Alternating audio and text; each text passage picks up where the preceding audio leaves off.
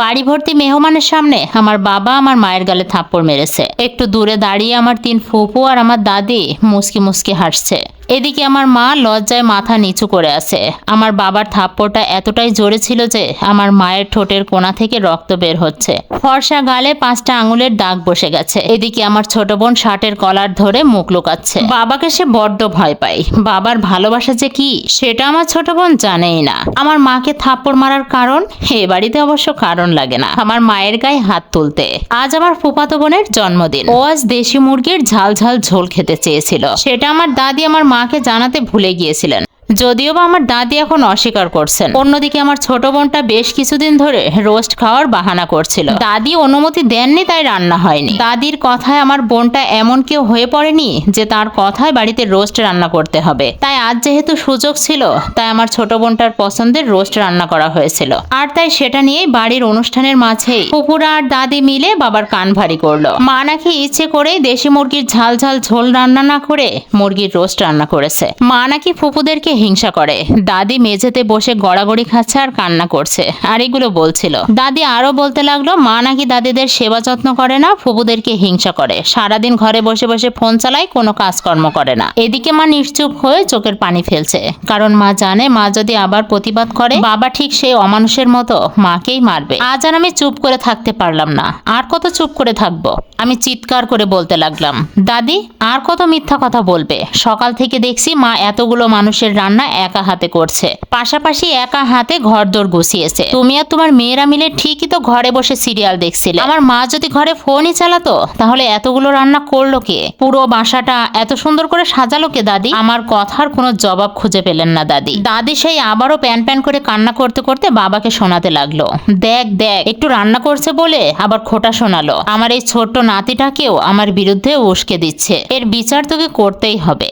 বাবা এবার আমার দিকে রাগে চোখে তাকিয়ে বলল, সাজ্জাদ বড়দের মধ্যে কথা বলতে এসো না। আমাকে রাগানোর ফল কিন্তু ভালো হবে না। কি করবে কি করবে তুমি? আমাকে মারবে? মারো। আমার মাকে যেভাবে মেরেছো আমাকেও সেভাবে মারবে? তোমার বোনদের আর তোমার মায়ের কথা শুনে যেমন আমার মাকে মেরেছো, তুমি আর কিই বা পারো এটা ছাড়া? তুমি ভালো সন্তান আর ভালো ভাই হতে পেরেছো, কিন্তু ভালো স্বামী আর ভালো বাবা কখনো হতে পারোনি বাবা। অভিমানের সুরে বললাম আমি।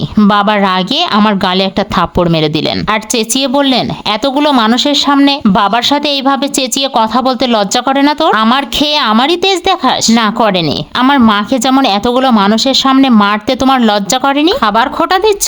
কি খাওয়াও তুমি? সব ভালো ভালো বাজার ফুপুদের বাড়িতে করে দিয়ে আসো, ফুপুরা সেগুলো রান্না করে তোমাকে আর দাদিকে দাওয়াত করে খাওয়াই। খাওয়ার সময় তুমি কি একবারও ভেবেছো তোমার বাচ্চারা বাসায় কি দিয়ে খায়? কোনোদিন কি তোমার বোনদেরকে বলেছো তোমার বউ আর বাচ্চাদের জন্য একটু খাবার প্যাক করে দিতে? আমরা বাসায় শাক আর আলু ভর্তা দিয়ে ভাত খাই। দাদি তো সেজো ফুপির বাসা থেকেই খেয়ে আসে, কারণ ওখানে তুমি হাত ভর্তি বাজার করে দিয়ে আসো। আর তুমি তো ব্যবসার জন্য দুপুর রাতে বেশিরভাগ সময় হোটেল থেকে খেয়ে আসো। আমাদেরকে মাছ মাংস কয়বার বাজার করে দাও বলো তো? মা যেটুকু সেলাই করে সেইটুকু দিয়ে শাক সবজি বাজার করে নিয়ে আসে। বাবা হওয়ার কি দায়িত্ব পালন করেছো তুমি? আমার কথায় বাবা কোনো জবাব দিতে পারলেন না। বাবা শুধু ফুপিদের আর দাদির দিকে তাকিয়ে আছেন। দাদি আর ফুপিরা কথাগুলো এড়িয়ে যাওয়ার জন্য বললেন, আচ্ছা আচ্ছা এখনো সব বাদ দে, যা হবার হয়ে গেছে।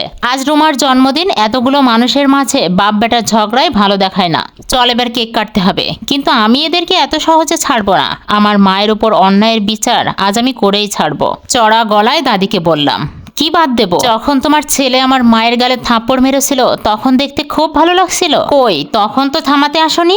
বাবার দিকে তাকিয়ে বললাম, আচ্ছা বাবা তুমি কি সত্যিই আমাদের বাবা? না মানে প্রতি বছর আমার ফুফাতো ভাই বোনদের জন্মদিন আমাদের বাড়িতেই পালন করা হয়, কিন্তু কোনোদিন আমার আর আমার বোনের জন্মদিন কেন পালন করা হয় না? সাথে সাথেই আমার বড় ফুফু খেকিয়ে উঠলেন, কিরে তুই কি তোর ভাই বোনদেরকে হিংসে করিস নাকি? তাচ্ছিল্য করে বললাম, হিংসে করি না, শুধু জানতে চাই আমার আর আমার বোনের জন্মদিন কেন পালন করা হয় না। বাবা উত্তরটা দাও তাহলে। কি উত্তর দেবেন তিনি?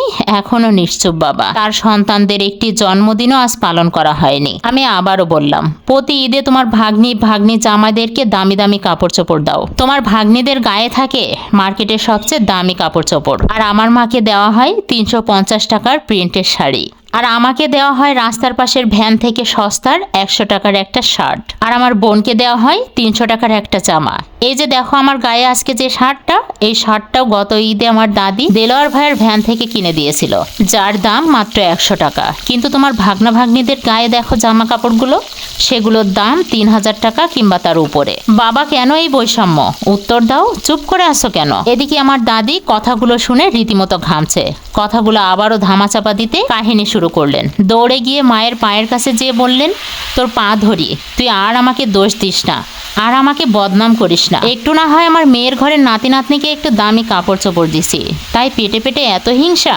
দাদির এই নাটক দেখে আমি আবারও কিছু বলতে যাব, তখনই বাবা আমাকে আরো একটা থাপ্পড় বসিয়ে দিলেন আর রাগী কণ্ঠে বললেন, ঘরে যা বিয়াদব। মায়ের দিকে তাকিয়ে বললেন, এই শিক্ষা দিচ্ছিস আমার ছেলে মেয়েদেরকে? মা একটু তাচ্ছিল্যের হাসি হেসে দিয়ে বলল, আপনার বাচ্চারা ছোট নেই যে সবকিছু মুখ বুঝে সহ্য করবে। আমার ছেলেটা এবার সায়েন্স নিয়েছে, কিন্তু ওকে একটাও টিউশনই দেননি। আপনার কাছে নাকি এটা টাকা নষ্ট করা। আপনার ভাগনা ভাগ্নি কিন্তু ঠিকই 4টা করে টিউশনিতে ঢুকেছে, সেটা টাকা কিন্তু আপনিই দেন। আমার ছেলে মেয়েরা পড়ে সরকারি স্কুলে, আর আপনার বোনের ছেলে মেয়েদেরকে ভর্তি করে দিয়েছেন প্রাইভেট স্কুলে। আমার মেয়েটার নাচের শখ ছিল, কিন্তু আপনার মা নাচের ক্লাসে যেতে দেয়নি, এটা নাকি টাকা নষ্ট। কিন্তু তার মেয়ের ঘরের নাতি নাতনি কিন্তু ঠিকই নাচ গান শিখছে, এটা টাকা নষ্ট না? আমার মেয়েকে কখনোই আপনি কোলে নেননি, কিন্তু আপনার ভাগ্নি ভাগ্নিদের কোলে নিয়ে সারা পাড়া ঘুরিয়ে আসেন। কেন?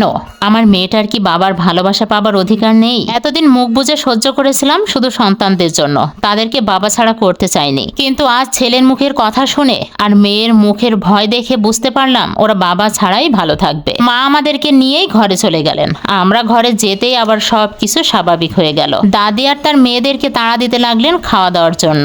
স্থির হতে পারলো না আমার বাবা, সে যেয়ে বসে থাকলো একটা চেয়ারে। কিছুক্ষণ পর সাথে দুটো ব্যাগ নিয়ে বেরিয়ে আসলো আমার মা, সাথে আমরা। স্ত্রীকে এত রাতে ব্যাগ হাতে বেরিয়ে যেতে দেখে অবাক হলেন আমার বাবা। বাবা মায়ের হাত ধরে বলল, এই রাতে আবার কোন নাটক শুরু করলে?